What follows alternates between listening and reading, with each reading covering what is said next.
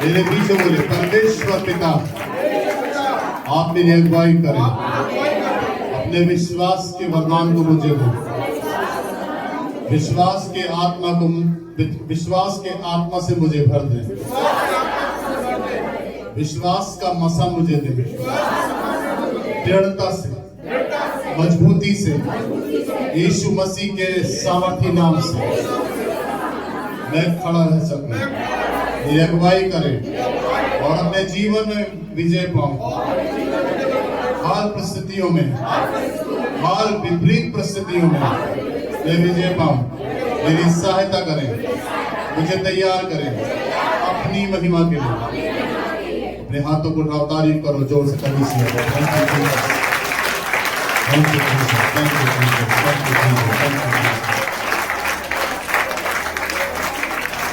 जोर से बोलिए हालेलुया। हल्का छोड़ दे शरीर, आंखें बंद करें और मेरे साथ करें। मुझको चुना तूने खुदा, दुनिया की भीड़ से करके जुदा। मुझको चुना तूने खुदा, दुनिया की भीड़ से करके जुदा। तेरी दया तेरा मसा मुझ पे हुआ है, फजल तेरा। तेरी दया तेरा मसा मुझ पे हुआ है, फजल तेरा। मेरे महबूब मेरे खुदा, सबसे हसीन सबसे जुदा। मेरे महबूब एक साथ मेरे खुदा, सबसे हसीन सबसे जुदा। आपका महबूब कौन है मालूम है आपको? यीशु मसीह। क्योंकि वो कलीसिया का दूल्हा है। वो कलीसिया कौन है? हम यीशु मसीह की कलीसिया, मतलब यीशु मसीह की दुल्हन है। वो दूल्हा है हमारा, वो राजा है हमारा, वो हमारा प्रभु है। बोलो यीशु मसीह मेरा प्रभु है, मेरा राजा है, मेरा महबूब है। ताली बजाओ, तारीफ करो जो। Hallelujah, hallelujah. मेरे महबूब मेरे खुदा, सबसे हसीन सबसे जुदा। मेरे महबूब मेरे खुदा, सबसे हसीन सबसे। सब मिलकर गाइए, आगे मत करें। मेरे खुदा, सबसे हसीन सबसे जुदा। एक बार फिर से बोले, मेरे महबूब सबसे हसीन सबसे जुदा। मेरे महबूब तेरे खुदा, सबसे हसीन सबसे जुदा। एक साथ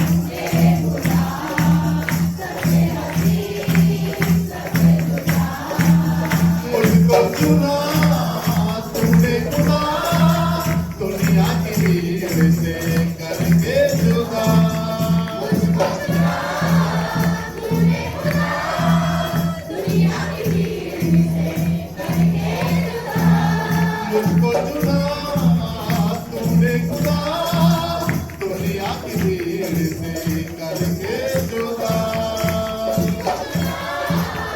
तूने खुदा, दुनिया की भीड़ से करके जुदा। मेरे महबूब मेरे खुदा, सबसे हसीन सबसे जुदा। एक साथ बोले, सबसे हसीन सबसे जुदा।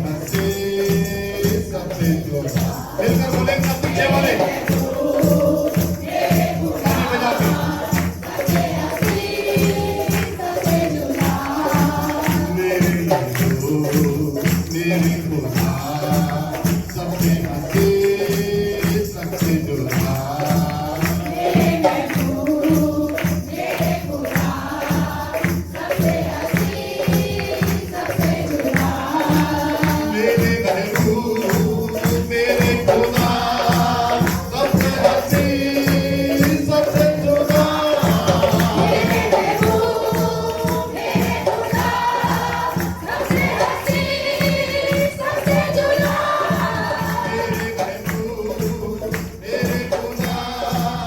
सबसे हसीन सबसे जुदा मेरे महबूब मेरे खुदा सबसे हसीन सबसे जुदा मेरे महबूब मेरे खुदा सबसे हसीन सबसे जुदा मेरे महबूब मेरे खुदा सबसे हसीन सबसे जुदा मेरे महबूब मेरे खुदा सबसे हसीन सबसे जुदा तेरी दया तेरा बसा मुझ पे हुआ है बदल तेरा तेरा बसा मुझ पे हुआ है बदले तेरा मेरे महबूब मेरे खुदा सबसे हसीन सबसे जुदा मेरे महबूब मेरे खुदा सबसे हसीन सबसे जुदा मेरे महबूब मेरे खुदा सबसे हसीन सबसे जुदा मेरे खुदा सबसे हसीन सबसे जुदा सबसे हसीन सबसे जुदा सबसे हसीन सबसे जुदा सबसे हसीन सबसे जुदा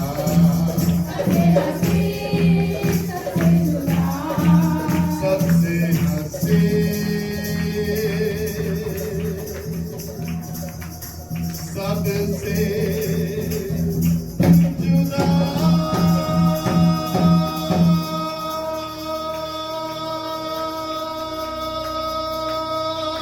ताली बजा के तारीफ करें जो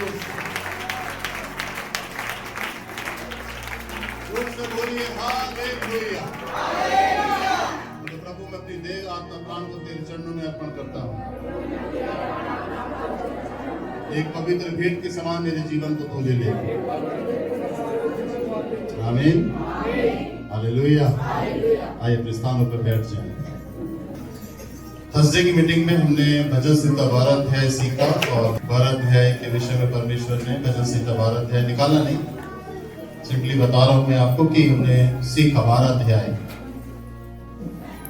आज हम विश्वास के बारे में सीखेंगे बोलिए विश्वास और अच्छे से ठीक है विश्वास आमीन देखते हैं भजन संहिता 112 में कि लिखा है निकाले 112 और यहाँ पर वह बुरे समाचार से नहीं डरता 7वीं आयत 112:7 वह बुरे समाचार से नहीं डरता उसका हृदय यहोवा पर भरोसा रखने से स्थिर रहता है वह बुरे समाचार से नहीं डरता उसका हृदय यहोवा पर भरोसा रखने से स्थिर रहता है यहोवा बोलिए यहोवा पर भरोसा रखने से यहोवा पर भरोसा रखने से ठीक है एक कुर्सी देना गौरव मुझे नहीं ये वाली हाँ आओ अब मुझे मालूम नहीं है देखिए ना रख दो देखो मेरे तरफ ये कुर्सी आई है ना मुझे नहीं मालूम कैसी कुर्सी है पर मैं बैठ गया इसमें ठीक है ये बैठ गया अब पता नहीं शायद ये टूटी हो हिचकी हो स्टैंड टूटा हो इसका पर मैं बैठ गया किसी के भी घर में आप जाते हैं कोई आपको बोलता प्लीज बैठिए आप बेग हट के बैठ जाते हैं अभी इन्होंने मेरी कुर्सी यहाँ पर लगाई है मुझे नहीं मालूम कैसी है क्योंकि साफ सफाई करने में कुछ अनबैलेंस हो गई वो कुर्सी चेयर तो मैं आया हूँ डायरेक्ट मैं बैठ जाता हूँ उसमें ऐसे करके कभी कभी क्या होता है कि ढीली भी रहती है तो पीछे गिर सकती है ये कभी कभी इसके व्हील जो है वो कुछ भी निकल सकते हैं या टूट सकते हैं जैसे भाई को मैंने बोला कुर्सी उठा के यहाँ रख दो और मैं डायरेक्ट प्रेस करके बैठ गया मैंने चेक नहीं किया मैं बैठ गया अब मैंने जब चेक नहीं किया, मैं बैठ गया। इसी को कहते हैं भरोसा। क्या कहते हैं इसको? भरोसा। बिना चेक किए, बिना परखे मैं कुर्सी पर बैठ गया। अच्छा, भाई ने कुर्सी दी मुझे, इनको भी नहीं मालूम कि कुर्सी सही है कि गलत है। क्यों मैं सही कह रहा हूं? आपको भी नहीं मालूम कुर्सी से, आपने, मैंने मांगा, आपने दे दिया, मैं बैठ गया। इसको कहते हैं भरोसा। ठीक है ना? बिना जांचे, बिना परखे आपको इसी तरीके से परमेश्वर पे भरोसा करना है, क्योंकि वचन में लिखा है जो उस पर भरोसा करते हैं वे लज्जित नहीं होते। समझ गया? तो आपको इसी तरीके से परमेश्वर पे भरोसा करना है। इसलिए देखिए यहाँ पर वचन में लिखा है कि जब चेलों को यीशु मसीह जीवित, तीसरे दिन मुर्दों में से जिंदा जब यीशु मसीह हुए तो चेलों को दिखाई दिए। तो जब थोमा को ये बात पता चली कि यीशु मसीह मुर्दों में से जिंदा हो गया है, तो यीशु मसीह कहता है कि मैं तो उसकी उंगलियों में, उसके हाथ में जो कील गड़ी थी ना, उसमें छेद है, मैं हाथ डाल के देखूं कि सही में वो जिंदा है कि नहीं, और सही में महसूस करूंगा। और जब देखा कि यीशु मसीह उसके सामने प्रकट हुआ और यीशु मसीह आया और उसने उंगली डाली, तो यीशु मसीह ने उससे क्या कहा? तू तो देखकर मुझे विश्वास करता है, परंतु धन्य वे हैं जिन्होंने बिना देखे मुझ पर विश्वास किया। तो विश्वास बड़ा कौन सा है? बिना देखे वाला। इसलिए वचन में ऐसे करके लिखा है, ध्यान से सुनो, बिना विश्वास के परमेश्वर को प्रसन्न करना अनहोना है। बिना विश्वास के परमेश्वर को प्रसन्न करना। चलो बोलो, याद रखो इस वचन को, बोलो, बिना विश्वास किए परमेश्वर को प्रसन्न करना अनहोना है। परमेश्वर के पास आने वाले व्यक्ति को विश्वास अपने मन में रखना जरूरी है कि परमेश्वर है और उसके जीवन में काम करेगा। बहुत सारे लोग बैक होते हैं, टूट जाते हैं, बिखर जाते हैं। उसका सबसे बड़ा कारण है, सबसे बड़ा कारण विश्वास की कमी। विश्वास में दृढ़ता नहीं, विश्वास में मजबूती नहीं। तो यहां पर यह स्थिति निर्मित होती है विश्वासी में, तो वो क्या बन जाते हैं? फिर अविश्वासी। विश्वासी होने के बाद भी क्या बन जाते हैं? वो अविश्वासी। तो ऐसे ही होता है। अविश्वासी वही होता है जो विश्वास की जड़ को नहीं पकड़ पाता, विश्वास में दृढ़ या मजबूत नहीं हो पाता। इसलिए आप देखिए कि वचन में लिखा है कि अब विश्वास बढ़े कैसे उस व्यक्ति के जीवन में? विश्वास बढ़े कैसे? तो वचन में क्या लिखा है? वचन में लिखा है विश्वास सुनने से और सुनना मसीह के वचन से होता है। विश्वास कैसे बढ़ेगा? वचन से। बोलो जोर से, विश्वास कैसे बढ़ेगा? विश्वास कैसे बढ़ेगा? विश्वास कैसे बढ़ेगा? अब ये व्यक्ति जो कैरेक्टर मैंने बताया कि ये विश्वास में बैक हो गया, अविश्वासी बन गया, इसका सबसे बड़ा रीजन, इसका अविश्वासी बनने का रीजन, सब ध्यान रखो, इसका सबसे बड़ा रीजन है कि इसने वचन की जड़ तक नहीं गया। पौलुस कहता है मसीह में जड़ पकड़ते जाओ, मसीह में जड़ पकड़ते जाओ। आपको वचन की गहराई में जाना है। अगर आपके अंदर थोड़ा सा भी लाई के दाने के द्वारा विश्वास आ गया तो आपको वचन में जाना है, वचन को सुनना है और सुनना है और वचन को समझना है और वचन की गहराई में जाना है, जिससे कि वचन आप सुने, वचन आपके अंदर आए यीशु मसीह का, तो विश्वास भी आपका बढ़ता चला जाए, बढ़ता चला जाए। तो वचन से विश्वास क्या होता है? बढ़ता है। बोलिए हालेलुया। जितना ज्यादा आप बाइबल पढ़ेंगे उतना विश्वास बढ़ता जाएगा। जितना ज्यादा वचन को पढ़ेंगे आप, सुनेंगे आप, विश्वास आपका बढ़ता जाएगा। बोलिए हालेलुया। इसलिए पौलुस कहता है विश्वास सुनने से और सुनना मसीह के वचन से होता है। तो वचन से विश्वास बढ़ता है, वचन से होता है। इसलिए ऐसे करके लिखा है इब्रानियों 12 अध्याय में कि सिद्ध करने वाले यीशु की ओर ताकते हैं। सिद्ध ऐसे लिखा है, विश्वास के कर्ता और सिद्ध करने वाले यीशु की ओर ताकते रहो। चलो बोलो मेरे पीछे, विश्वास के कर्ता और सिद्ध करने वाले यीशु की ओर ताकते रहो। तो यीशु क्या करता है? सिद्ध करता है आपको हर चीज में, आपके अंदर आत्मिकता का परफेक्शन लेकर आता है यीशु मसीह। आप परफेक्ट होते हैं फेथ में, विश्वास में, प्रार्थना में, वचन में, सुसमाचार सुनाने में, परमेश्वर के ज्ञान में आप क्या होते हैं? परफेक्ट होते हैं। आप सिद्ध होते चले जाते हैं। बोलिए आमीन, हालेलुया। तो इसलिए आपको इस बात को ध्यान रखना है। वचन संहिता 12 अध्याय उसकी 7वीं आयत को देखिए क्या कहता है। वह बुरे समाचार से नहीं डरता, उसका हृदय यहोवा पर भरोसा रखने से स्थिर रहता है। मेन जो स्थिरता है वो विश्वास की मजबूती है एक विश्वासी के अंदर। कैसी भी विपरीत परिस्थितियां, विरम परिस्थितियां उसके जीवन में क्रिएट हो, कितनी भी मुसीबत उसके जीवन में आ जाए, परंतु विश्वास उसके जीवन से जाने ना पाए। इसलिए देखिए पतरस और भी चेलों को यीशु मसीह ने कहा, यीशु मसीह ने चेलों को कहा, सुनो तुमको शैतान ने मुझसे मांग लिया है। तो जब चेलों को यीशु मसीह से शैतान मांग सकता है, तो शैतान आपको भी यीशु मसीह से मांग सकता है। समझ गए आप? यीशु मसीह कहता है चेलों को, देखो पतरस को बोले तुमको शैतान ने मुझसे मांग लिया। ये क्या कह रहे प्रभु? शैतान ने हमको आपसे मांग लिया है? हाँ। क्यों? आपको मालूम है, आप अच्छे से अगर पढ़े बाइबल, शैतान ने अय्यूब को भी परमेश्वर से मांगा था। यस, बोलिए यस। शैतान ने अय्यूब को भी परमेश्वर से मांगा था। कैसे करके मांगा? एक बार बाड़ा हटा ले अपनी सुरक्षा का और मेरे को काम करने दे, देख तेरी निंदा करेगा तेरे मुंह पे। शैतान बोलता है अय्यूब को, अय्यूब तेरी निंदा करेगा परमेश्वर, तो उसको मेरे हाथ में कर एक बार। तो शैतान क्या करता है? ऐसे करके मांगता है।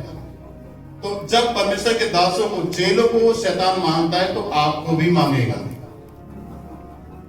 आपके जीवन में भी एक ऐसा समय आएगा जब शैतान आपको परखेगा, शैतान आपको जांचेगा। परख ले मेरे दास को, परख ले। परमेश्वर कहता है ठीक है जा, बोले जो कुछ करना है वो कर, पर उसके प्राण को मत छूना, वो मेरा है। तो बोले ठीक है, अभी तक तेरी निंदा करवाता हूं मुंह से। ऐसी विश्वासियों के जीवन में शैतान करता है, अभी तक परमेश्वर की बदनामी कराता हूं इसके जीवन से, अभी तक यीशु मसीह का नाम इसके जीवन से नीचे गिरवाता हूं। देख कैसे बढ़ रही ना प्रार्थना में, कैसे चर्च जा रही है ना, ये कैसे आराधना में बढ़ रही है। अब भी देख, एक तूफान लाऊंगा, 1 सेकंड में पलट जाएगी।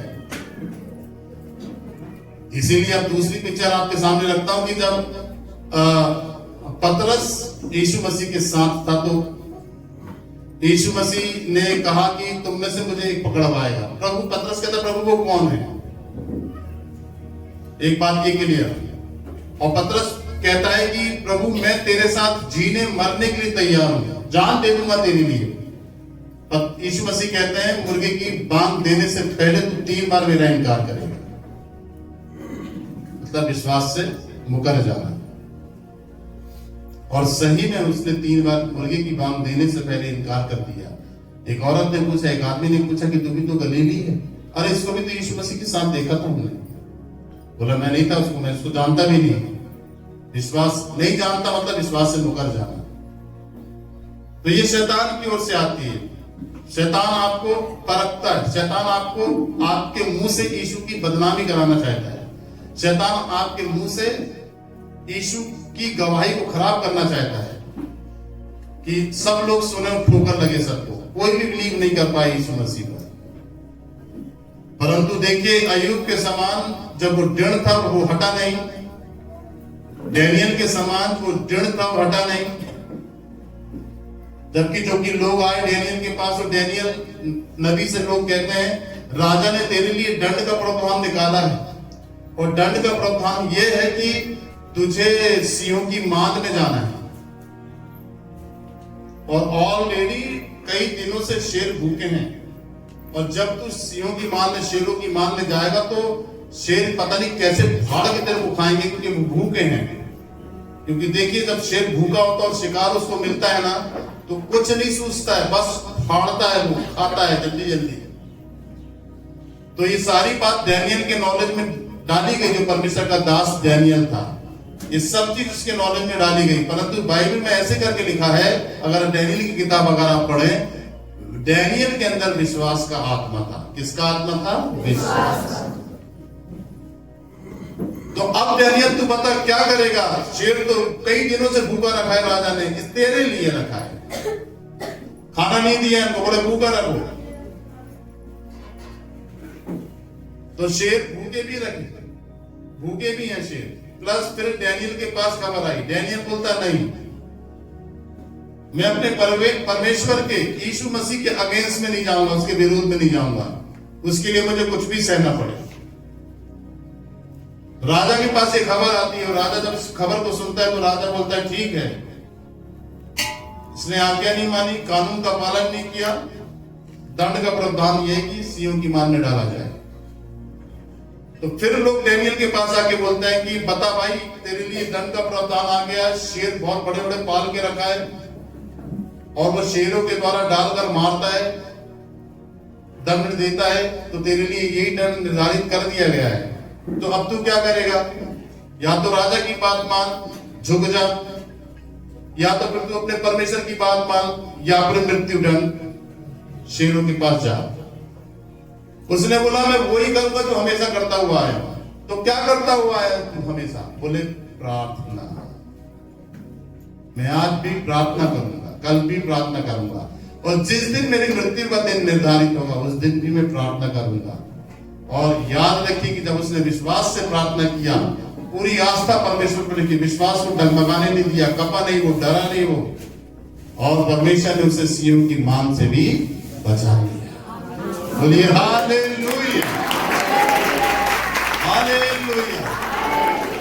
ऐसे लोग होंगे शेर के समान आपको फाड़ खाएं, ऐसे लोग होंगे जो आपके खिलाफ में खड़े हो जाएं, ऐसे लोग होंगे शेर के समान आपको चीर दें, आपकी गवाही खराब कर दें, आपके चरित्र पर कलंक लगा दें, आपके जीवन को बर्बाद कर दें, ऐसे शेरों के समान। परंतु परमेश्वर उनसे भी अपने लोगों को बचाता है। और सबसे बड़ा कारण है आपको परमेश्वर के प्रति विश्वासी होकर बने रहना। आमीन, हालेलुया। इसलिए देखिए, बिना विश्वास के परमेश्वर को प्रसन्न करना अनहोना है। विश्वास सुनने से, और सुनना मसीह के वचन से होता है। इसलिए यीशु मसीह ने कहा कि जो कुछ तुम प्रार्थना में विश्वास से मांगोगे तुमको मिलेगा। कहा कि नहीं कहा? इसलिए आपको विश्वास में मजबूत होना है। देखिए, उसका हृदय संभला हुआ है, इसीलिए वे ना डरेगा। डरेगा नहीं, क्योंकि उसके पूरा विश्वास परमेश्वर के प्रति है। नीति वचन निकाले 3 अध्याय, देखिए क्या कहता है यहाँ पर। नीति वचन 3, नीति वचन 3 अध्याय देखिए, यहाँ पर वचन क्या कहता है। यहाँ पर वचन कहता है, देखिए नीति वचन 3:5 आयत को देखिए। 3:5 नीति वचन 3:5, तू अपनी समझ का सहारा ना लेना, वरन संपूर्ण मन से यहोवा पे भरोसा रखना। चलो बोलो, मैं अपनी समझ का सहारा नहीं लूंगा, वरन संपूर्ण मन से यहोवा पर भरोसा रखूंगा। हाँ, जो अपनी समझ का सहारा ना ले और पूरी रीति से परमेश्वर पर भरोसा रखे, चाहे उसके जीवन में कैसी भी परिस्थिति हो, किसी भी प्रकार की परिस्थिति हो, बस केवल उसको परमेश्वर यीशु मसीह पर भरोसा रखना है पूरे मन से। मन भटकना नहीं चाहिए।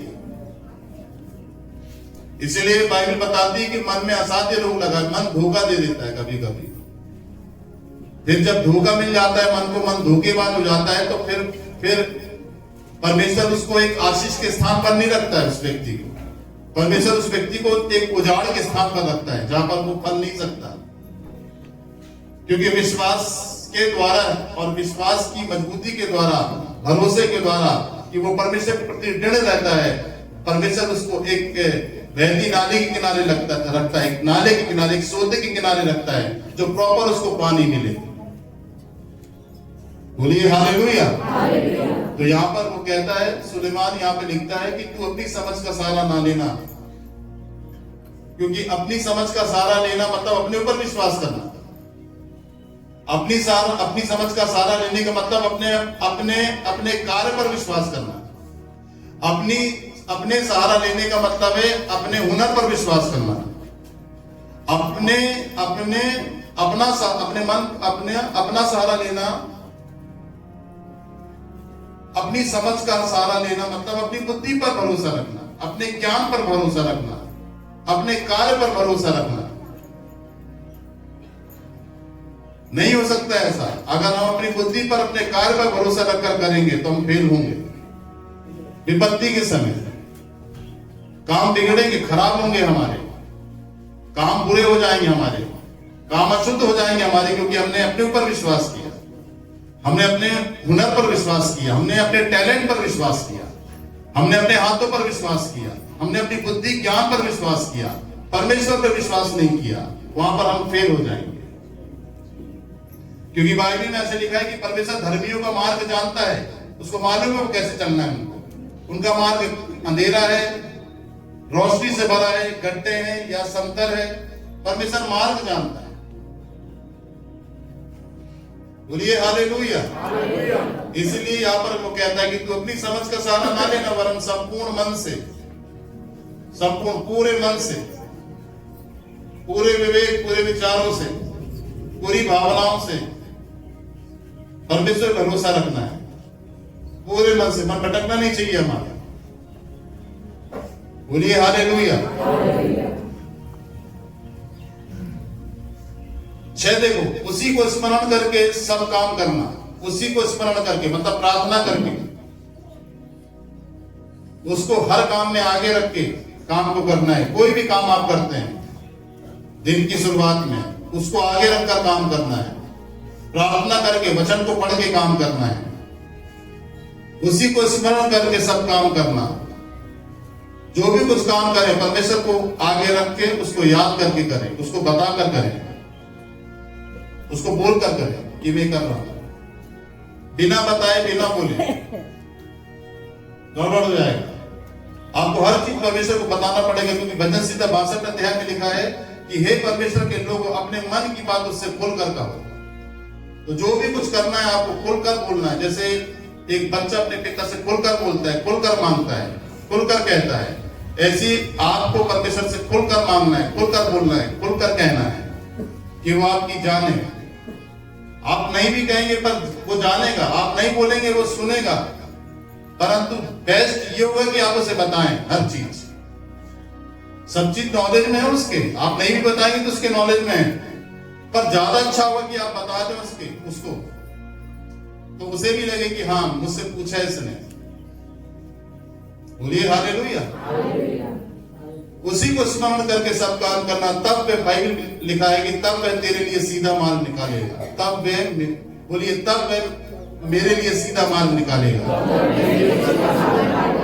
क्योंकि अगर मैं उसको स्मरण करके और उसको बताकर, प्रार्थना करके, आराधना करके, उससे पूछ के अगर कोई काम नहीं करूं तो शायद मेरा मार्ग लंबा हो सकता है, आड़ा तिरछा हो सकता है, गलत हो सकता है, बुरा हो सकता है, मार्ग खराब हो सकता है, मेरा अंधकार से भरा मार्ग हो सकता है।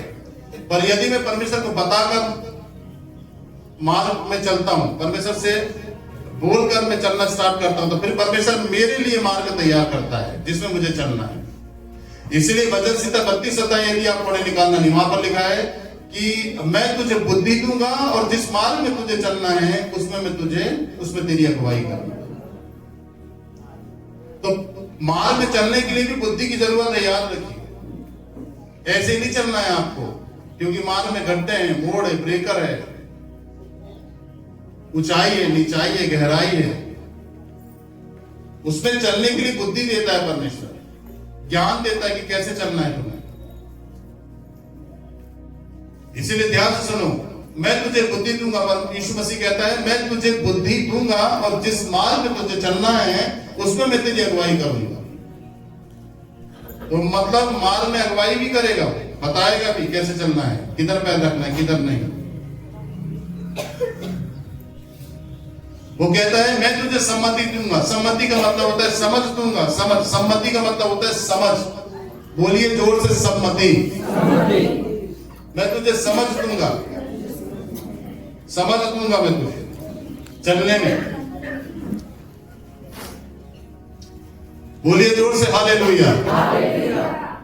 फिर वो कहता है तुम घोड़े और खच्चरों के समान ना बना जो समझ नहीं रखते। घोड़े खच्चर बिना मार्ग निर्धारित किए हुए चलते हैं, वो उल्टा सीधा भागते हैं, वो कहीं भी भाग जाएंगे, किसी से टकरा जाते हैं वो, क्योंकि कोई मंजिल नहीं है उनके पास, कोई लक्ष्य नहीं है उनके पास।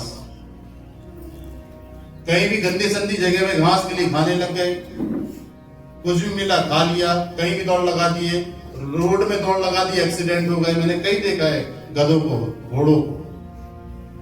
तो ऐसे कहीं भी नहीं, बड़ी बुद्धि से चलना है परमेश्वर के साथ। परमेश्वर बुद्धि देता है। कुछ भी कर लिया, किसी से भिड़ गए, किसी से भी लड़ गए, ये एक अच्छे विश्वासी का जीवन नहीं। कहीं भी लुढ़क गए, कहीं भी उड़ गए, कहीं भी गिर गए, चलते चलते नहीं। हमारा परमेश्वर ने मार्ग निर्धारित किया है और बुद्धि देकर, परमेश्वर ने समझ देकर हमको सेट किया है कि हमको कैसे चलना है। और ये सब कुछ होगा विश्वास के द्वारा। बोलो आमीन। बोलिए हालेलुया। और आगे देखो क्या कहता है, तब तेरे लिए सीधा मार्ग निकालेगा। सीधा आड़त से मार्ग निकालेगा कि तुम भूलो, तुम्हें चक्कर न जाए, तुम्हें समझ में नहीं आए, तुम्हें याद ना रहे। नहीं, सीधा मार्ग याद होता है। सीधे सीधे चलना है। किसी को भी रास्ता बताते हो ना, भैया हरि पर्वत जाना है, भैया साईं की तरीके से सीधा सीधा सीधे सीधे सीधे सीधे जाना, कितने चौराहे के बाद हरि पर्वत आएगा, कहीं नहीं मुड़ना भैया, भटक जाओगे। तो इसी तरीके से परमेश्वर सीधा मार्ग रखता है, मुड़ने उड़ने के नहीं बोलता, भूल जाएगा विश्वासी उसका। परमेश्वर थोड़ा सा भी टर्न करके कुछ बता देता है। गलती यही तो हो गई थी, मिस्र से सब इस्राएलियों को निकाला था।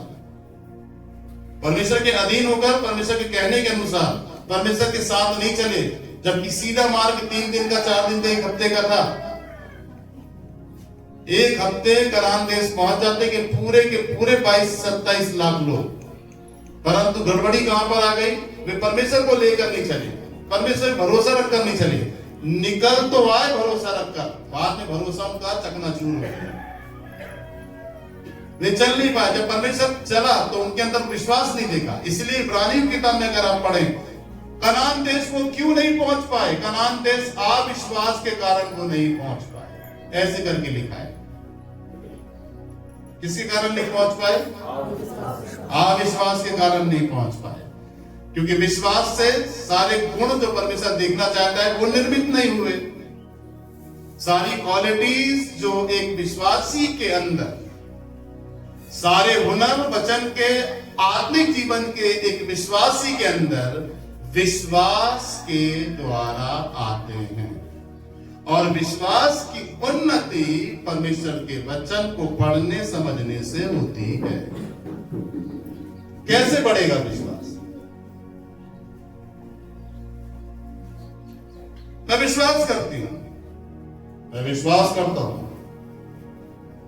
कब तक विश्वास करोगे आप? और ये बना कब तक रहेगा? इसको बनाए रखने के लिए और इसको मजबूती देने के लिए और इस विश्वास को बढ़ाने के लिए आपको वचन की आवश्यकता है। वचन ही इसको बैलेंस बना के रखेगा। बोलिए आमीन, हालेलुया।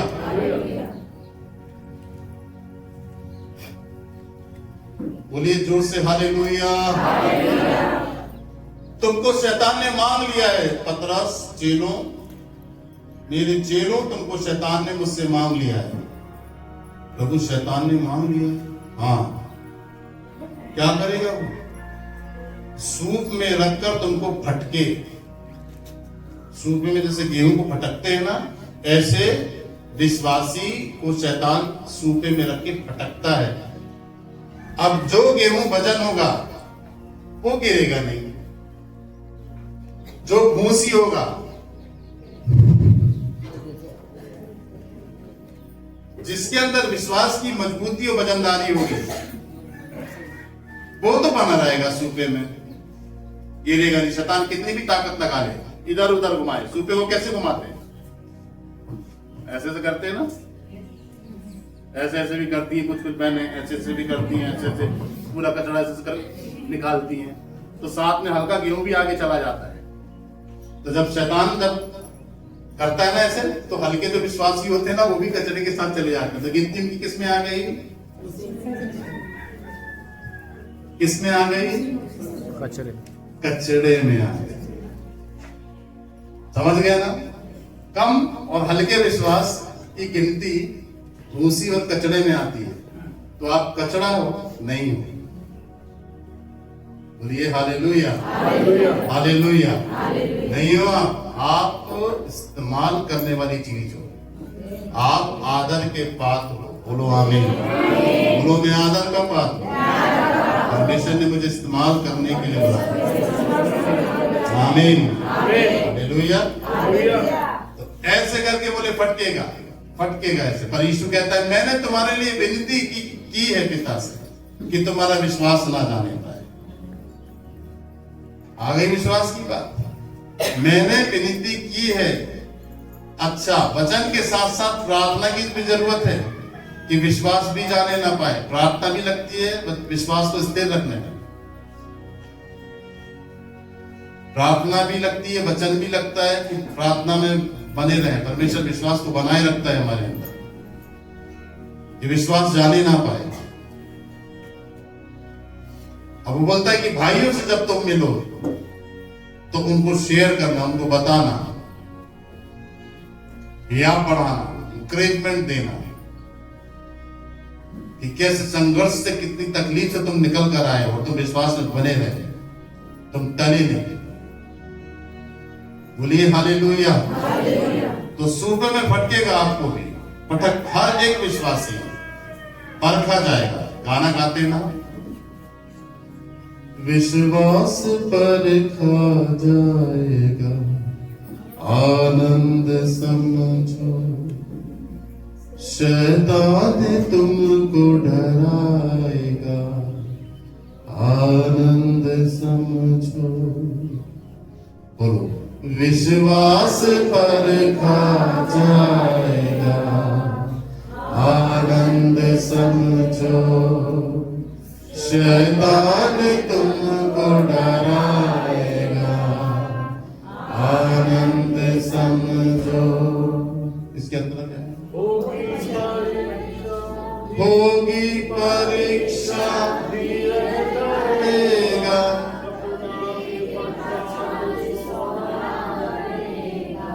होगी परीक्षा धीरज सोना बनेगा, समझो, आनंद समझो। बोलिए हालेलुया। तो इसलिए कोई भी दिक्कत, कोई भी परेशानी, मुसीबत आती है, आनंद समझना है, धीरज धरना है, निर्णय नहीं लेना है। बाइबल में लिखा है परमेश्वर को अपना पूरा काम करने का। आमीन। धीरज के द्वारा परमेश्वर आपके जीवन में पूरा काम करेगा। परमेश्वर धीरज के द्वारा, वचन में लिखा है धीरज को अपना पूरा काम करने दो कि तुम खरे निकल कर, तो खरा निकलना है। आमीन, हालेलुया। इसीलिए ये बताया ले रहा हूं क्योंकि समय जैसे जैसे नजदीक आता जा रहा है प्रभु यीशु मसीह के आने का, वैसे वैसे कई सारे चैलेंजेस इस संसार में बढ़ते जा रहे हैं। आपको उनका सामना करना, दृढ़ता से खड़े रहना, बैक नहीं होना, हटना नहीं, गिरना नहीं, पीछे नहीं, टूटना नहीं, बिखरना नहीं, मजबूती से ही आप बांध के खड़े रहना। Hallelujah, hallelujah. इसलिए वचन में ऐसे करके लिखा है कि हियाव बांधो क्योंकि उसका प्रतिफल बड़ा है। आपकी हियाव को देखेगा कि आप हैं कि नहीं। टेस्टिंग होगी आपकी, और टेस्टिंग हर विश्वासी की होना जरूरी है। देखा तो जाए कि वो कैसा चल रहा है, सही तरीके से चल रहा है कि नहीं। टेस्टिंग होगी, कैसी भी टेस्टिंग, बड़ी डेंजर टेस्टिंग रखता है परमेश्वर। बोलिए आमीन। चलिए देखिए क्या कहता है नीति वचन 3 नहीं 112 में आओ। लिखा है वह बुरे समाचार से नहीं डरता, उसका हृदय यहोवा पे भरोसा रखने से स्थिर रहता है। बोलिए मैं बुरे समाचार से नहीं डरता। मेरा हृदय परमेश्वर पर भरोसा रखने से स्थिर रहता है। मेरा हृदय संभला हुआ है, इसलिए मैं ना डरूंगा। समझ गए? खेत में आग गिरी, तेरी पूरी उपज जल के नाश हो गई। अच्छा, तेरे बेटे बेटियां वहां पर पिकनिक मना रहे थे, वहां पर ऐसा जानवर आया, ऐसा भूखा पाया, तेरे बच्चे मर गए, तेरी बेटी तेरे बेटे सब मर गए। अच्छा, तीसरा दौड़कर आया, बोला तेरे ऊंट भेड़ बकरियां चल रहे थे, ऊपर से आग गिरी, सब खत्म। परंतु जरा सा भी वो डगमगाया नहीं, हाय तौबा नहीं किया, रोया नहीं, चिल्लाया नहीं। उसने वेदी तैयार करी। जब कभी भी दिक्कत आए, परेशानी आए, घर के अंदर आओ, साफ सफाई करो, प्रार्थना का स्थान तैयार करो। बाहर दिक्कत सुनकर आ गए ना आप अपने लिए, आप बाहर गए या घर के अंदर कोई परेशानी न्यूज आई आपके पास, आपने सुन लिया आपके साथ ऐसा होने वाला है, आपने सुन लिया, घर पे आए, अच्छे से सफाई करे, अपने प्रार्थना के स्थान को तैयार करें। क्योंकि एक विश्वासी का जो सपोर्ट है वो टोटली परमेश्वर है और कोई नहीं। परमेश्वर ही आपका वकील है, यीशु मसीह ही आपका जज है, यीशु मसीह ही आपका अधिकारी है, यीशु मसीह ही आपका डीएम है, यीशु मसीह ही आपका सपोर्टर है और कोई नहीं। हालेलुया। आप कमरे में आए, सेट करें, घुटने टेके और बताएं, प्रभु मेरे कानों में एक खबर आई है, मेरे खिलाफ है, या मेरे ऊपर ऐसी दिक्कत, मेरे बच्चों के ऊपर ऐसी दिक्कत, मेरे परिवार में ऐसी दिक्कत, अभी डॉक्टर ने बताया हॉस्पिटल में ये बीमारी है। अभी इतने सालों से तो मेरे साथ मेरी पत्नी थी, उससे मालूम नहीं था बीमारी है, पर डॉक्टर बोला चेक होने के बाद रिपोर्ट आई ये डिजीज है, इनका ऑपरेशन होगा। सुन लेना, फोन आया, कर्जा है आपके ऊपर, कर्जा बढ़ गया है आप पर, घबराना नहीं, अपने कमरे में आके मेज तैयार करो। अय्यूब को जब पता चला कि सब कुछ उसका बर्बाद हो गया, उसने वेदी बनाई प्रार्थना करने की, कहीं नहीं भागा और घुटने टेका और परमेश्वर से बात करने लगा। बोलिए हालेलुया, हालेलुया। जीवन में हमेशा याद है, ये याद नहीं तो 20 साल पहले काम आएगी बात, ये वचन आपको याद रखना। परख जब तक नहीं होगी तब तक मजबूत नहीं होंगे आप। टेस्टिंग होती है ना तभी मजा आता है, आपको इसको आनंद समझना है। हालेलुया, बोलिए जोर से हालेलुया, हालेलुया। और टेस्टिंग भी ऐसी होगी जब आप परमेश्वर से बिल्कुल कनेक्ट होंगे, तभी खबर आएगी, कनेक्शन टूट जाए आपका। अधिकतर मेरे पास बुरी खबर मेरे खिलाफ में तभी आती है जब मैं प्रार्थना में बैठा रहता हूं। शैतान चाहते नहीं कि मैं प्रार्थना में समय बिताऊं, और अधिकतर खबर मेरे पास मेरे खिलाफ जितनी भी आई, जबलपुर से लेकर के आगरा तक में, प्रार्थना करने से आई। प्रार्थना में जब मैं बैठा था तभी खबर आई।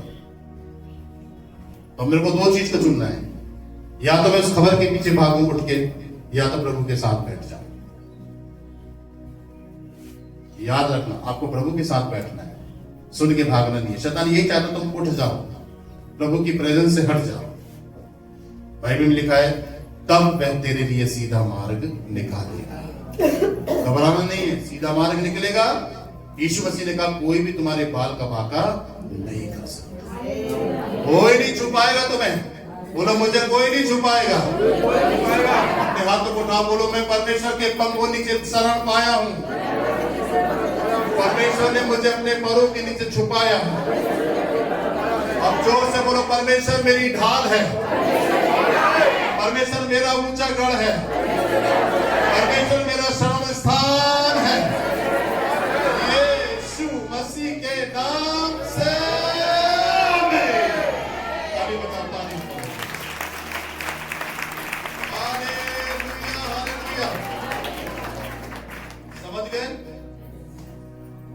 सब कुछ बेस्ट होगा आपके लिए, बोलो आमीन।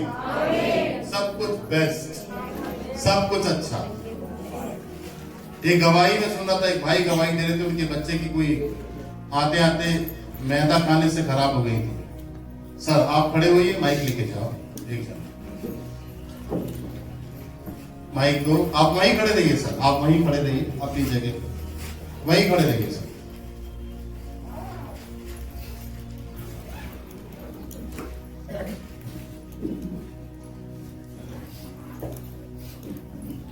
जी आपने मुझे देखा, माइक भैया आपने मुझे देखा कभी नहीं देखा। कभी नहीं देखा, मैंने आपको कभी नहीं देखा। आज मैं पहली बार आपको देख रहा हूँ, पहली बार ही आया हूँ। आज पहली बार आया। आपने बताया आपका बच्चा हॉस्पिटल में एडमिट था, मैदा खाने से तकलीफ हो गई थी, क्या हो गया था उसको? उसकी आँख बस्ट हो गई थी। आंतें बस्ट हो गई थी। तो एक चीज तो प्रभु ने इस गवाही के द्वारा ये सिखाई कि बच्चों को मैदा नहीं खिलाना है। समझ गए? ये गवाही का मतलब समझ रहे ना, इसमें प्रभु सिखा भी रहा है कि मैदा अपने बच्चों को चाउमीन पौमीन ज्यादा, मोमोज और क्या क्या है मैदा की चीजें, pizza, sandwich, Maggi, pasta, macaroni, जितनी ज्यादा हो सके अपने बच्चों को फाइबर खिलाओ, मतलब पालक दो, हरी सब्जी खिलाओ, है ना? पालक खिला दिए, हरी सब्जियां बच्चों को खिला दी, मेथी बना दी है। अभी ठंड में कितनी ज्यादा सब्जियां आती हैं, बनाओ को और बच्चों को हरी सब्जी ज्यादा खिलाओ ताकि उनका ग्रोथ हो मेंटली। तो इस गवाही से जो भाई ये गवाही लेकर आए हैं, इस गवाही से ये सीख मिलती है कि अपने बच्चों को हमें ये सब चीजें नहीं खिलाना है, बाजार से खरीद के खाना नहीं। ठीक है जी, क्या हुआ था फिर? दूसरा पहला ऑपरेशन हो चुका था। पहले ऑपरेशन काय का हो चुका था? ये आँख का हुआ था। किसकी? आँख आंख का। किसकी आंख का? बस्ट हो गई थी। ठीक है, पहला ऑपरेशन हो चुका हो चुका था। फिर दूसरा के 1.5 महीने के बाद फिर दर्द हुआ। 1.5 महीने के बाद फिर दर्द दर्द हुआ। हुआ। ठीक, फिर उसी हॉस्पिटल ले गए मोरिया में। ठीक है तो उन्होंने जांच फाँच कराई, फिर कितना कैसे हुआ ये? जी। तो वो बोले कि भाई ये अंटा हो गया है आंखों में। अच्छा, मैं डॉक्टर से बोला, डॉक्टर ये तो आप ही जाने अंटा हुआ है क्या सीधी जी। है? भाई मैं तो ऑपरेशन किया नहीं है। जी कि भाई का ऑपरेशन हुआ, ऑपरेशन हुआ, मेरा दिमाग खराब हो गया बहुत ज्यादा। जी। पहले ऑपरेशन में कितना पैसा लगा? कम से कम 1.5 लाख रुपया। पहले ऑपरेशन में। और अभी जो दोबारा आपने एडमिट किया, इसमें कितना पैसा लग गया? एडमिट तो वो तो 3500 रुपये तो उसकी चलती बेड के दवा का खर्चा अलग चलता है। अच्छा, ठीक। फिर क्या है कि अरविंद जो है मेरे पास ही काम करते हैं। ठीक है, बगल में। ठीक है। मेरे को ध्यान आया भाई कि वो माँ जाके तो मैंने उनसे मालूम करूँ क्या बात है। आपको ध्यान आया कि अरविंद भाई चर्च में जाते हैं, और फिर चर्च में जाते फिर आपने क्या सोचा? मैंने तुरंत ही अरविंद भाई को फोन किया। जी तो बोले तुझे क्या बात है? मैंने यहाँ मैं मॉडल हॉस्पिटल में हूँ जी। इस टाइम पे मेरा बेटा एडमिट है। पानी तो पानी की यार तुम जो घर पे ऐसे ही हो जाते वहाँ पे हो जाता। भाई मेरे बेटे का ऑपरेशन लिख दिया है दूसरा जी अगर हो सकते हैं तो देखो कोई बुलवा दो अभी। जी। पानी को बोल देते मैं अभी फोन कर दूँ। ठीक है, उन्होंने फोन किया तो मैंने ऐसा करो बेटे के काम पे रख दो। ठीक है। मैंने बेटे के काम पे रखा तो कोई बात नहीं, कुछ दिन हो गए। दूसरे दिन में डॉक्टर आया, भाई ऑपरेशन कब करा रहे हो? ठीक है। नहीं भाई मेरे पे तो पैसा है तो नहीं। आपके बेटे ने जब कान में फोन रख दिया तो क्या हुआ? प्रार्थना की? थोड़ा आराम बात नहीं, प्रार्थना किसने की कान पे?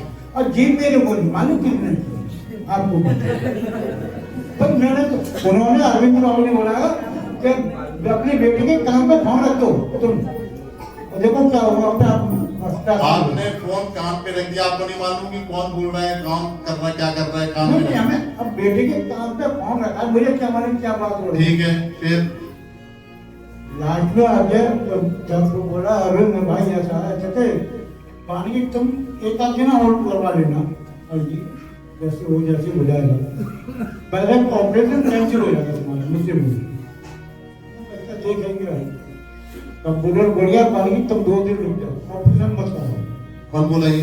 कंप्यूटर अच्छा कंपाउंडर बोला, ठीक उसने है। ही मेरे को बोली सलाह कि 2 दिन रुक 2 दिन रुक जाओ, ठीक है, ऑपरेशन होगा पर 2 दिन रुक जाओ ठीक है।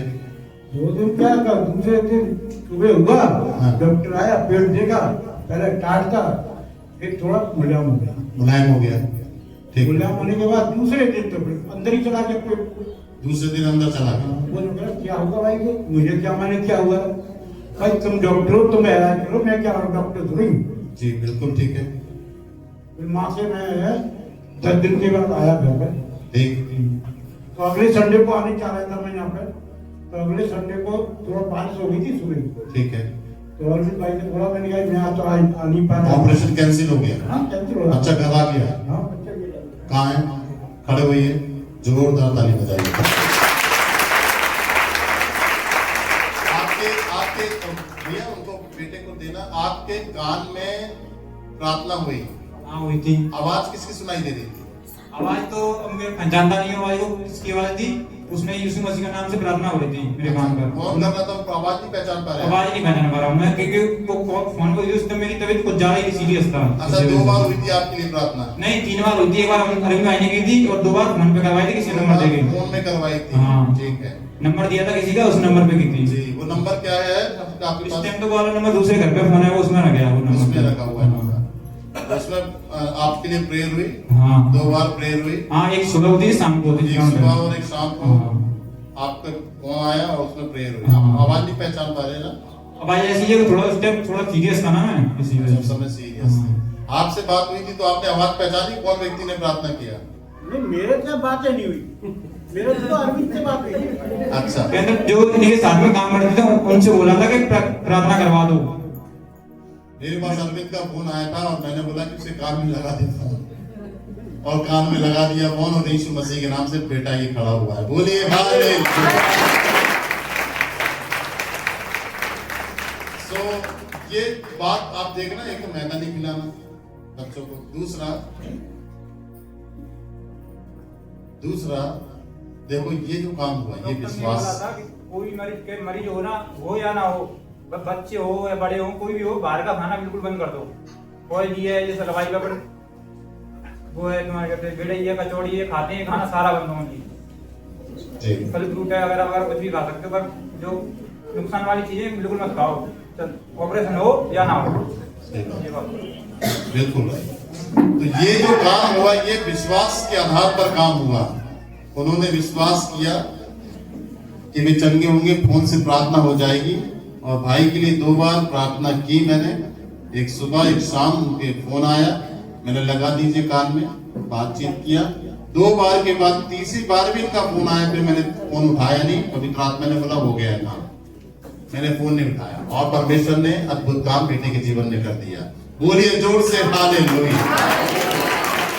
ये केवल मात्र विश्वास के आधार पर परमेश्वर की हम बड़ी आशीषों को पा सकते हैं, जो बिल्कुल हम कभी सोच नहीं सकते कि हमको मिलेगी। विश्वास के आधार पर हम बड़े बड़े काम को देखेंगे, क्योंकि यीशु मसीह ने क्या कहा कि तू विश्वास करेगी तो परमेश्वर की महिमा को देखेगी, और अगर हम विश्वास करेंगे तो परमेश्वर की महिमा को देखेंगे। सो बेटा आप खड़े हो, आपका क्या नाम है? मेरा नाम कार्तिक है। कार्तिक। कार्तिक किसने चंगा किया? यीशु मसीह ने। यीशु मसीह ने। जोरदार ताली। आपको यकीन है यीशु मसीह पर? हमको दिन है पहले नहीं था, पहले जब पढ़े थे तो इस चीजों के बारे में नहीं बताया था। एक जब ऑपरेशन के बाद पता चला कि हाँ है कोई ना कोई। हालेलुया। जोरदार ताली बजाइए।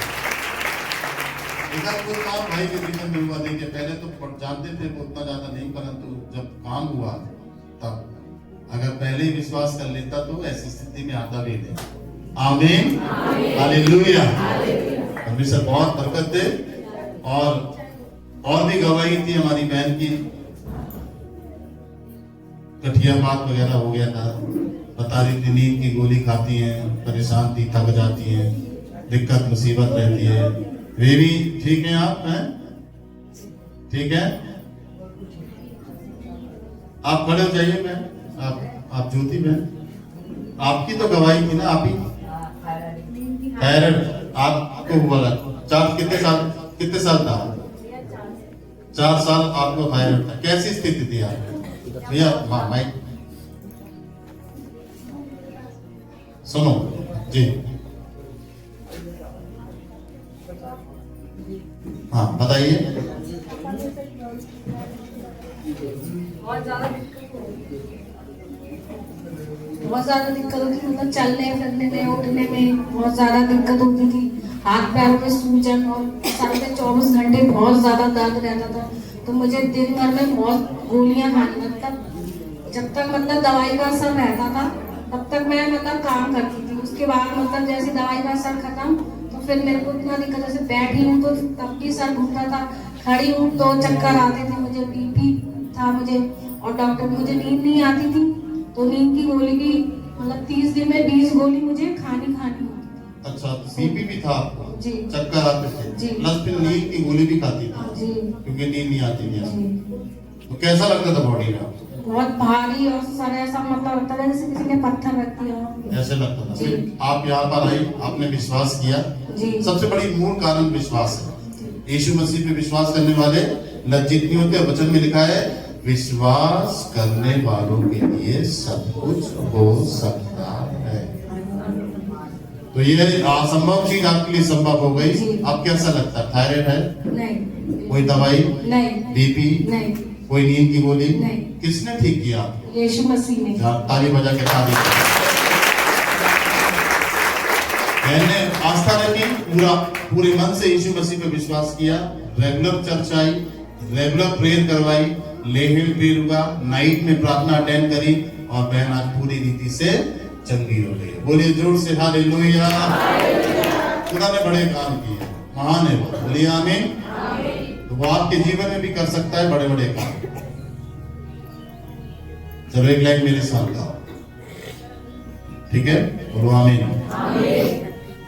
एक लाइन, इसके बाद एक बात समझाता हूं 1 मिनट की, उसके बाद फिर आगे के भाग में। चलो बोलो।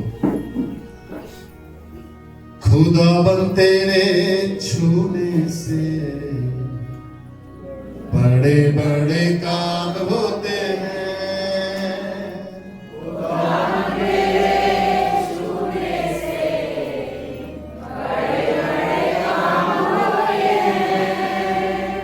तू ही है देता अपनी शिफा,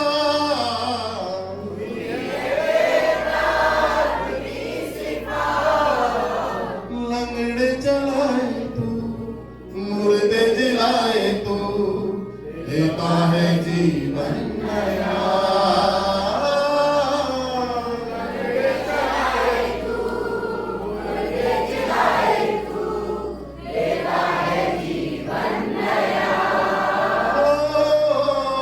लंगड़े चलाए तू, मुर्दे जिलाए तू, देता है जीवन नया।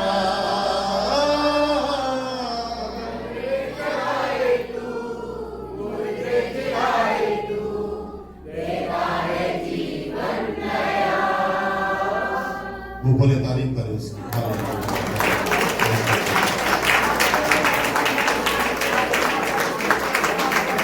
धन्यवाद।